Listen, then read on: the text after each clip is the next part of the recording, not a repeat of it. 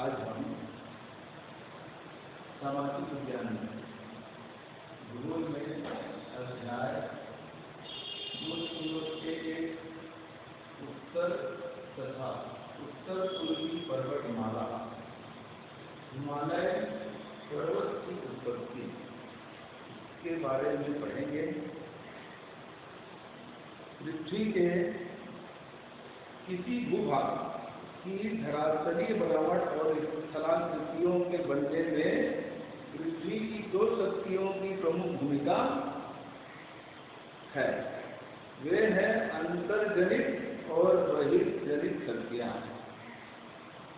भूकंप और ज्वालामुखी पृथ्वी के भीतर चलने वाली अंतर्जनित शक्तियों के परिणाम होते हैं, जो धरातल पर विभिन्न प्रकार की स्थलाकृतियों का निर्माण करते हैं।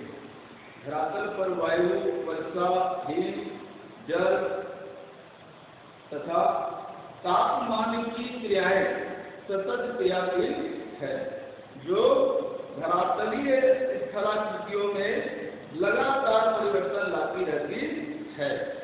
इन्हें बहिर्जनित बल कहते हैं। क्या आप जानते हैं कि पृथ्वी का बाहरी आवरण, जिसे स्थल मंडल कहते हैं, विभिन्न शैल खंडों से बना है। इन्हें प्लेट कहते हैं। पृथ्वी का धरातल 6 प्रमुख प्लेटों और कई छोटी छोटी प्लेटों से मिलकर के बना है। ऐसी प्रमुख प्लेटों में एक है भारतीय प्लेट। ये सभी प्लेट भूगर्भीय बल के कारण सरकती रहती है, यानी गतिशील है। सामान्यतः इनकी गति का हमें पता नहीं चलता है, क्योंकि सरकने की प्रक्रिया इतनी मंद गति से होती है कि हम केवल इसकी कल्पना कर सकते हैं, न कि अपने जीवन में इसे देख सकते हैं। ये एक वर्ष में कुछ सेंटीमीटर ही खिसकती है। करोड़ों वर्ष पहले भारतीय प्लेट भूमध्य रेखा के दक्षिण में स्थित थी। यह आकार में काफी विशाल और ऑस्ट्रेलियन प्लेट इसी का हिस्सा थी, लेकिन यह प्लेट कई हिस्सों में टूट गई और ऑस्ट्रेलियन प्लेट दक्षिण पूर्व तथा इंडियन प्लेट उत्तर दिशा में खिसकने लगी और उत्तर में स्थित यूरोपीय प्लेट से जा टकराई। इन दोनों प्लेटों के बीच एक प्रमुख बड़ा सागर स्थित था, जिसे टेथिस सागर कहा जाता है। टेथिस में दोनों प्लेटों पर बहने वाली नदियों द्वारा लाए अवसादों का जमाव काफी समय से हो रहा था। सागर में जमा हो रहे अवसाद अत्यधिक दबाव के कारण धीरे धीरे ऊपर उठने लगे। इस तरह लगभग 5 करोड़ 50 लाख वर्ष पहले हिमालय पर्वतमाला की उत्पत्ति हुई। इसलिए कहा जाता है कि हिमालय पर्वत सबसे नवीन है, जबकि अरावली प्राचीन पर्वत है। आज जिस स्थान पर हिमालय खड़ा है, वहां करोड़ों साल पहले सागर की लहरें उठती थी। इस तथ्य का यह प्रमाण है कि हिमालय के कुछ चट्टानों में आज भी समुद्री जीवों के निवास पाए जाते हैं, मिलते हैं। इंडियन प्लेट का खिसकना आज भी जारी है। हिमालय पर्वतमाला में कई समानांतर पर्वत श्रृंखलाएं हैं। इसमें पार हिमालय, बृहद हिमालय, मध्य हिमालय और शिवालिक प्रमुख श्रेणियां हैं। जाकर लद्दाख और काराकोरम पर्वत श्रृंखलाएं पार हिमालय या ट्रांस हिमालय के अंतर्गत है। पश्चिम से पूर्व तक फैली बृहद हिमालय या हिमालय श्रेणी नेपाल में अपनी अधिकतम ऊंचाई तक पहुंचती है, जहाँ की 14 सबसे ऊंची चोटियों में से 9 स्थित है। इनमें से प्रत्येक की ऊंचाई 7,900 मीटर से अधिक है। इनमें धौलगिरी, चोयू, माउंट एवरेस्ट, मकालू एवं कंचनजंगा प्रमुख है। माउंट एवरेस्ट 8,848 मीटर ऊंचा आंतरिक या मध्य हिमालय हिमाचल भी कहलाता है। यह हिमालय पर्वत श्रृंखला का मध्यवर्तीय भाग है। यह श्रृंखला उत्तरी पाकिस्तान, उत्तर भारत, नेपाल, सिक्किम, भूटान और अरुणाचल प्रदेश तक विस्तृत है। इसकी औसत ऊंचाई 3,700 से 4,500 मीटर तक है।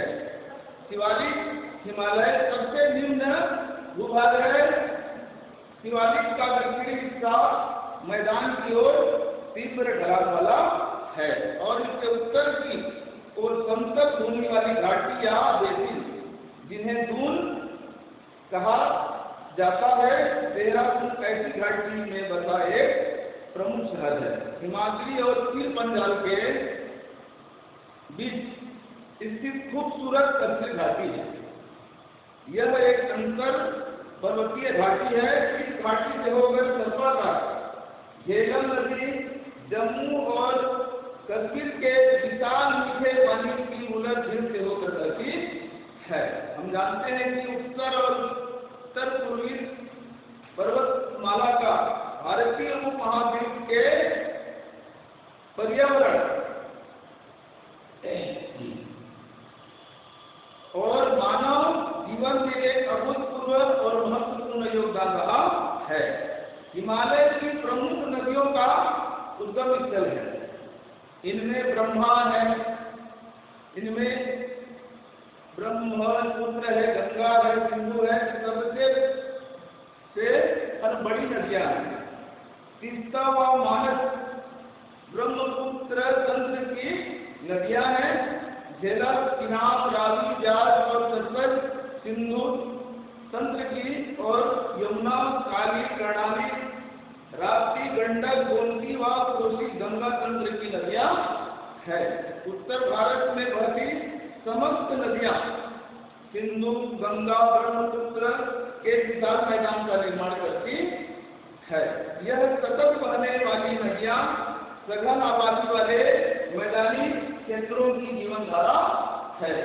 इसी सिंधु गंगा के मैदान में विश्व की प्राचीन सभ्यताओं का विकास हुआ है। बर्फ की नदी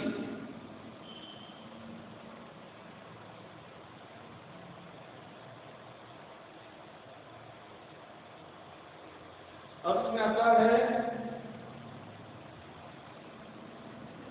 हिमनद। बर्फ की नदी में हिमनद तो अत्यधिक ठंडे प्रदेशों अथवा ऊंचे पहाड़ों पर पानी की बजाय हिम की वर्षा हिमपात होती है। इस वर्षा में हिम धुनी हुई रुई की तरह गिरता है। हिम जमीन पर गिरने के बाद दबाव के कारण सघन हो जाता है और इसका कुछ अंश कठोर बर्फ का रूप ले लेता है। हिम क्षेत्र से बर्फ नीचे की ओर ढाल के सहारे खिसकता रहता है। इस खिसकते हुए बर्फ को हिमनद या ग्लेशियर कहते हैं। नदियों की तरह हिमनद भी घाटियों से होकर के बहता है, अर्थात हिमनद बर्फ की नदी है जिसका स्रोत हिम क्षेत्र है। हिमालय में अनेक हिमनद हैं जिनमें सबसे बड़ा गंगोत्री है। इसकी लंबाई 32 किलोमीटर है। सुबु हिमनद नेपाल के एवरेस्ट क्षेत्र में है। यह पर्वत की चढ़ाई का सबसे लोकप्रिय मार्ग है। वायुमंडल के बढ़ते तापमान के कारण हिमनदों के बर्फ पिघलने लगे हैं और उनकी लंबाई कम होती जा रही है। अब आते हैं कश्मीर घाटी में। तो समुद्र तल से 1850 मीटर की ऊंचाई पर पर्वतों से घिरी है। कश्मीर घाटी, जिसे झेलम घाटी भी कहते हैं, लगभग 135 किलोमीटर लंबी और 32 किलोमीटर चौड़ी इस पर्वत मध्य मैदान का निर्माण झेलम नदी के द्वारा हुआ है। लेकिन यह भी आश्चर्य की बात है कि पर्वतों के मध्य इतने बड़े मैदानी क्षेत्रों का निर्माण कैसे हुआ। वैज्ञानिकों के अनुसार यह कभी एक झील थी। एक बार भूकंप के कारण पहाड़ में दरार पड़ने से झील का पानी झेलम नदी में बह निकला। उस प्राचीन झील का अवशेष आज भी जल झील के रूप में मौजूद है। जम्मू और कश्मीर की राजधानी श्रीनगर इसी घाटी में डल झील के किनारे बसी है। अपने प्राकृतिक सौंदर्य के लिए विश्व विख्यात कश्मीर अंतर्राष्ट्रीय सैलानियों का एक प्रमुख केंद्र रहा है। भारत आने वाले अंतर्राष्ट्रीय पर्यटकों की भारी संख्या कश्मीर देखने के लिए आती है।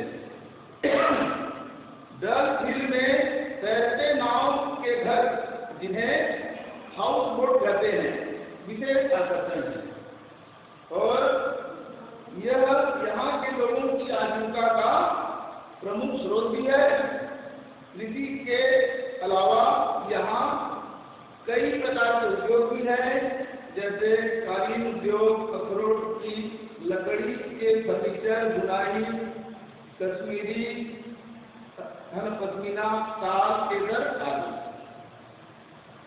अब इसमें आता है करेवा। कश्मीर घाटी ऊंची पहाड़ियों से घिरा है। इसका धरातल तस्तरी नुमा है। हजारों साल पहले जहाँ बहुत बड़ी झील थी, जिसमें चारों तरफ की पहाड़ियों से कई नदी नालों का पानी भर कर आता था। ये नदी नाले अपने साथ लाए अवसाद को कई सालों तक झील में जमा करते थे। पृथ्वी की आंतरिक प्रक्रिया के कारण फिर पंजाब श्रेणी ऊपर उठने लगी, जिससे झील का पानी बाहर निकल गया और इसी पहाड़ी कगारों पर सीढ़ीनुमा खेत बने, जो खेती के लिए काफी उन्नत है। इसे करेवा कहते हैं। यहाँ की क्षेत्रीय भाषा में इसे उद्रा भी कहते हैं। इस सीढ़ीदार भूमि पर बेशकीमती केसर या जापान की खेती होती है। केसर के फूल से वर्षी कागज को अलग किया जाता है और इसका उपयोग कई औषधियों के लिए तथा जायकेदार खाना बनाने के लिए मसाले के रूप में भी करते हैं। कश्मीरी केसर दुनिया भर में मशहूर है।